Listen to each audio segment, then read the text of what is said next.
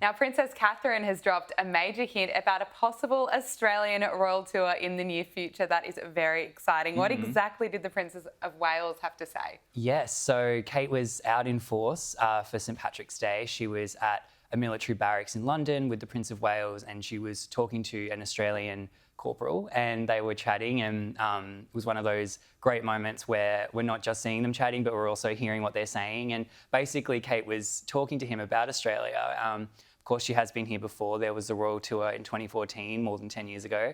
And she basically kind of hinted, she said, look, I'd love to come back. I'd love to bring George, Charlotte and Louis and bring the whole family and come. And it's really just about finding the time to do it. So, definitely not ruling it out. And she kind of ended their chat by saying, I'll see you down there. So, very, very early kind of stages, but I wouldn't put it past maybe a bit of an announcement coming in the not too distant future. Oh, fingers crossed. We'd love to hear that.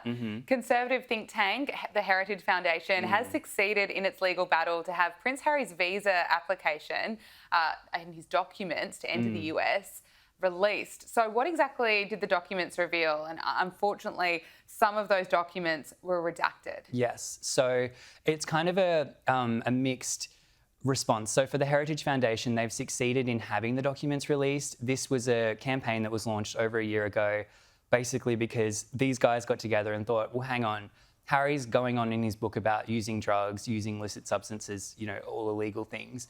And he's got this sort of unclear residency status. So is there a contradiction there? Did he lie on his visa? That's really the crux of it. Yeah. The Biden administration declined to release the documents. Of course, it went through the courts. We're in the Trump administration. They have released it, but it is heavily redacted, as you said. So there's not a lot of personal details in there, which I'm not surprised at. So I guess in some ways it's showing transparency. They're showing the documents, but they're also protecting Harry's privacy. I will say, I think the outcome of this, it really goes to show that Harry is not at risk of being deported.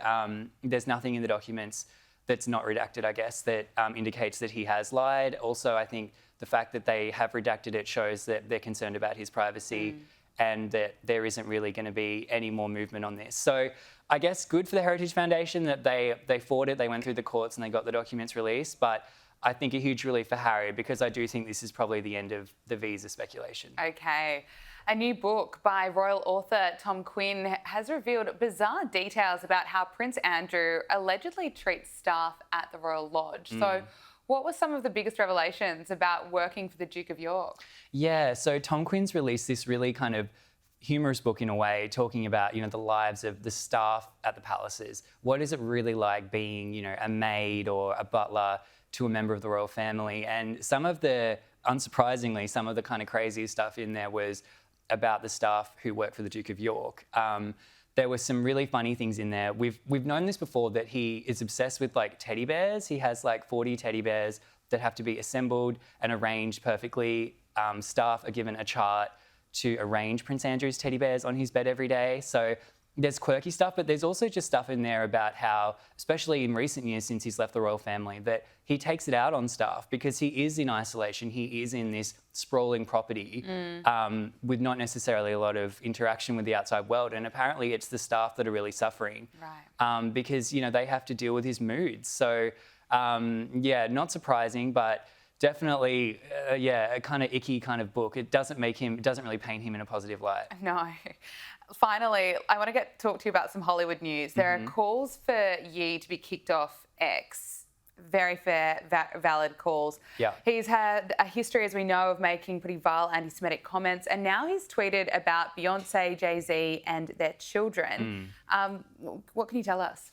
I mean, this is just disgraceful. The bar is so low with Ye because, he is unfortunately someone who suffers from mental health issues. He's been open about that, but he really has said and done things that are unforgivable, especially talking about Jewish people, but also about lots of different minority groups and individuals. And this latest attack is, I think, one of the worst. It's talking about Beyonce and Jay-Z's youngest children, comments that, I wouldn't repeat. I don't think any news outlets are really repeating them because it's just so offensive. And it's also offensive, I think, to people. I don't want to get into it, but it is very offensive. And you almost feel in this situation sympathy for Kim Kardashian of all people, because, she's got 4 children with this man. She has to co-parent with him, dealing with his moods. He did take down the tweets. He said that he was doing it because he didn't want his account to be suspended, not because he is taking it back or apologising. I do think Elon Musk needs to step in, or someone needs to step in at this point and just get this person, deplatform them. You know, it's so toxic and it's disturbing in a way because, you know, because he's been doing it so long and there's so much stuff, it's almost become normalised. And I really think that is a dark, dark road that we're going down. Absolutely. It needs to stop. Reilly Sullivan, so good to talk to you. Thanks for joining us. Thank you.